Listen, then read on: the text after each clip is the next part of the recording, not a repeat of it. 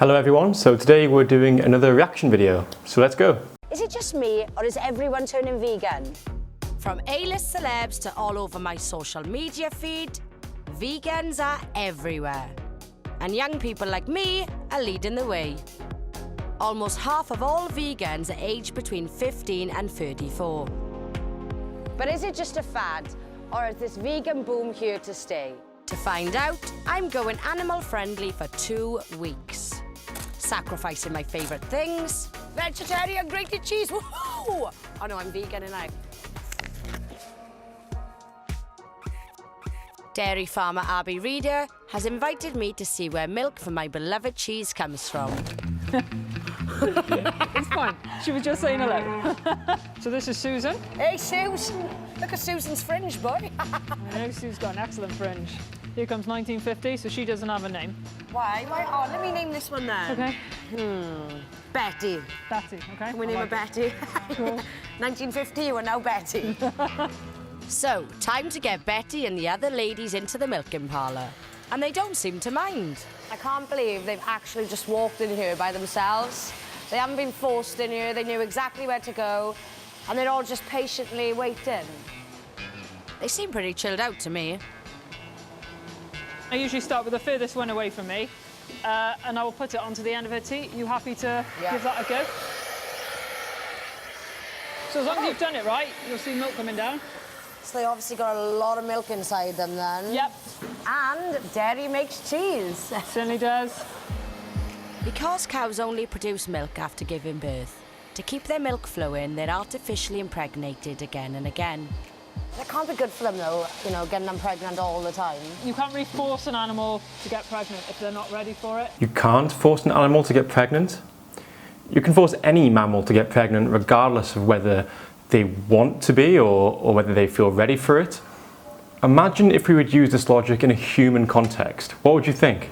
They have to be fit and healthy and well, and their body is right and everything's right for them to get back in calf. If the process of repeated artificial insemination doesn't have negative health effects, then why is it that dairy cows often become lame around the age of 5, when naturally they can live for around 20 years? Being pregnant has huge health consequences physically. It puts extra pressure on joints. It can create nutritional deficiencies because those nutrients go to the fetus to keep them healthy. And let's not forget emotionally as well, having their baby taken away from them every single year. Being pregnant every year for the rest of your life until the day you die isn't healthy. So how many babies do they actually have? What, in their lifetime? In their lifetime, yeah. Totally dependent on the cow. So I've got some that have had 10, some that have had 6. Now that can't be easy for them. Vegans think that cow's milk shouldn't be produced for humans, and Abby has received a lot of abuse for providing the pints for our fridges. So this is where they try and attack vegans rather than the ideological principles of veganism. It's much easier to do. But even if vegans were the worst people on the planet, this wouldn't mean that they were wrong about veganism. I've been called a kidnapper, rapist, a murderer. I've been shown some horrendous images of animal cruelty that I wish I could unsee, but I can't. I find it really funny when farmers try and play the victims here because someone's called them a name. I don't condone name calling, it's not a good argument, but you're literally sending animals to have their throats slashed open for money, and you think you're the victim here. Have some perspective. You're offended that someone called you a mean word? I don't care. There's a literal Holocaust happening. But none of those really bother me. The most insulting thing you can say to me is I don't care about my animals.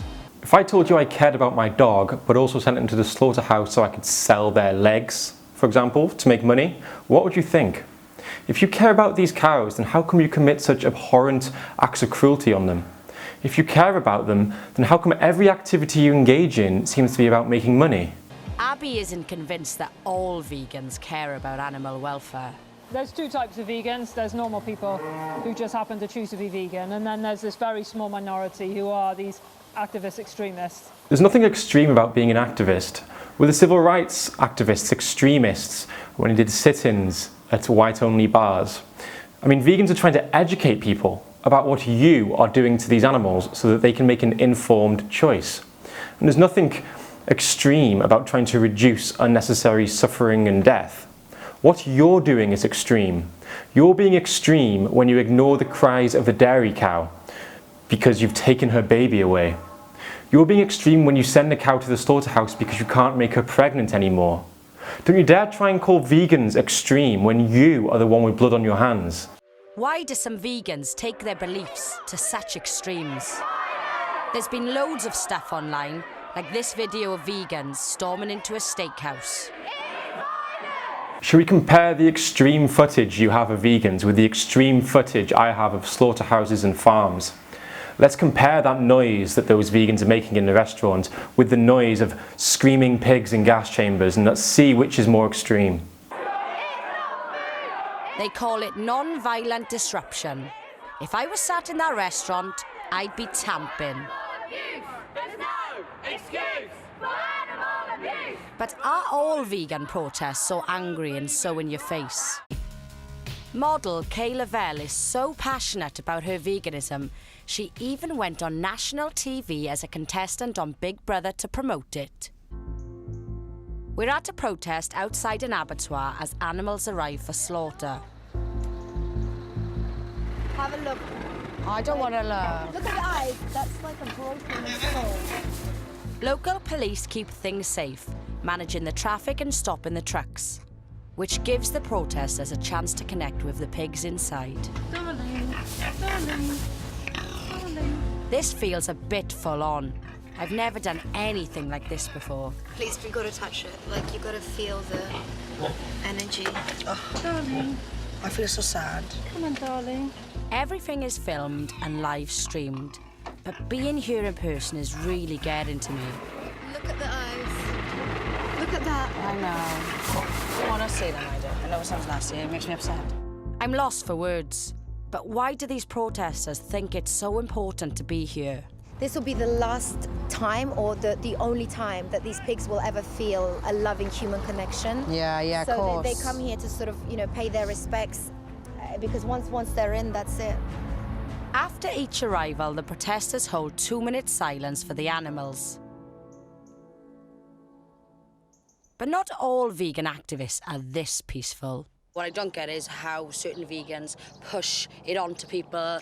You know, they abuse people, they attack people. There's no need for that. I haven't seen any evidence to suggest that there's a rise of vegans assaulting people on the street.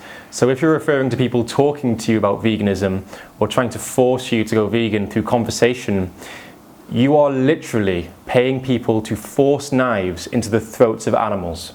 That's what you do. Vegans aren't forcing you to do anything. We're not shoving veggie burgers down your mouth. But for the record, if I could force you to stop abusing animals, I would. In the UK, it's illegal to kill cats. We force people not to do this. Does that frustrate you? When someone gets arrested for cutting the head off a cat, do you feel like we are attacking that person? The people who abuse the animals aren't the victims.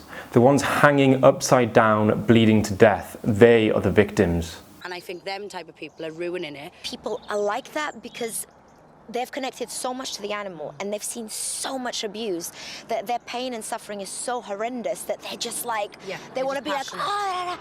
But I know that I'm not going to get through to anyone if I'm going to push it onto them. I want to know if these protesters would ever go further for their vegan cause. Do you think it can ever be justified when people go as far as breaking the law? It's a really hard question. Well, what's your perception on the law? Do you feel that disobeying the law is always an unethical thing to do?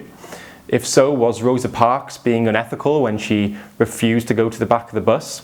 Probably not. I'm not sure I can answer that one. I think so, purely because like throughout history, any protest or anything, we've broken laws to get where we are. By standing up for animals and sharing their efforts online, these guys are hoping to change the minds of meat eaters. And it's powerful stuff. It's really making me question the meat I've been eating and, I just don't know if I want to go back to meat anymore. I just don't know. Today, I'm going to witness firsthand where my steak comes from.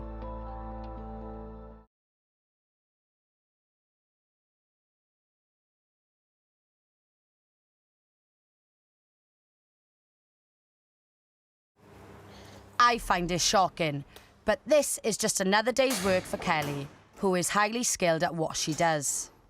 And it's all overseen by a government vet. I'm just baffled how you're just just doing it so casual, like it was just a living creature just now, you know. Yeah, but, and now, but something that we take pride in, the fact that that animal, you know, he didn't know what was going to happen. He didn't see anyone else. He wasn't stressed. He walked up the race nice and calm. We don't like killing things, but there's a right and a wrong way to do it. You're proud of the fact that you slit this vulnerable animal's throat, an animal who you describe as trusting. Humane slaughter is an oxymoron. The act of killing someone can't be justified based on the fact that they don't know it's coming. If I have a dog that doesn't know it's coming, is that morally acceptable? If I find someone with dementia who doesn't know what's going on, is it morally acceptable for me to kill them?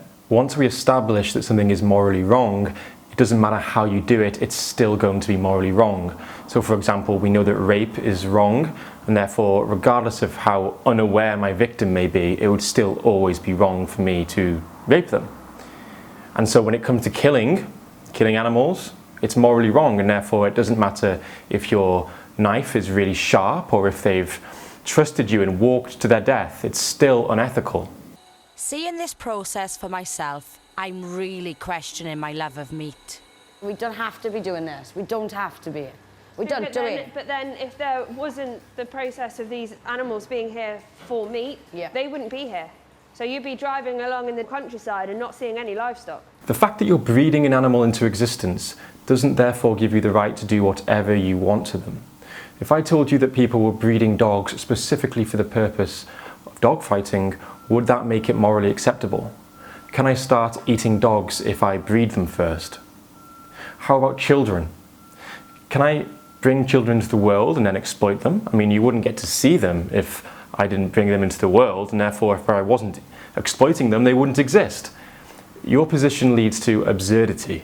In any world you like, a farmer is not going to keep animals if they don't have a purpose. They cost so much to keep. Yeah. If there's no financial benefit, then they're not going to be here. Vegans, they would completely argue on this, I'm sure they would. In their ideal world, no one would eat meat, and there would be no animals.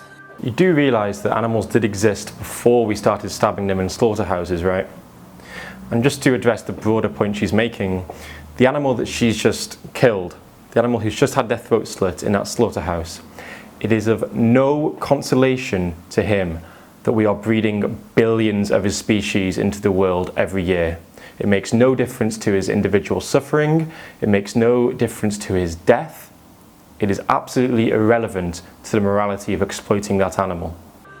I'm looking at meat really differently today now. I just witnessed it go from a living animal within seconds to that. It's a different feeling. The scenes I've seen today are going to stay with me for a long time, but I think it's important if I eat meat, you know, everyone needs to see how the animal you're eating is killed, you know? Yeah, absolutely. And a lot of people are uneducated as to what happens. People have come so far detached from their food because at the end of the day, you are what you eat. I eat meat, but I don't eat a lot of meat. But the meat that I do eat, I make an educated choice. Yeah, it's quality and it's higher welfare. Yeah, no, definitely. If I'm going to take anything from today, is that I really need to start looking, you know, and thinking about where the meat I'm eating is coming from. This is the worst thing you could have got from today's experience. You didn't even see how the animal was treated before they were murdered, and you saw a humane throat slitting and you didn't like it. And your conclusion from this experience is that you need to buy high welfare animal products. 2 weeks ago, I was a flat-out meat eater. And don't get me wrong, it was hard giving up some of my favourite things. But what surprised me the most was how mentally solid it's been. Everyone I met, they were adamant that what they believed was right. But I don't feel like there is a right or wrong answer in all this. It all comes down to personal choice. Whose personal choice are you referring to here? Sure, you had a choice. The person who did the killing, they had a choice. But the animal didn't consent to the knife. You should have freedom of choice, as long as that choice doesn't take away the freedom of someone else. And the fact that you're choosing to do this when you could just choose not to isn't a justification. It's actually a little bit psycho.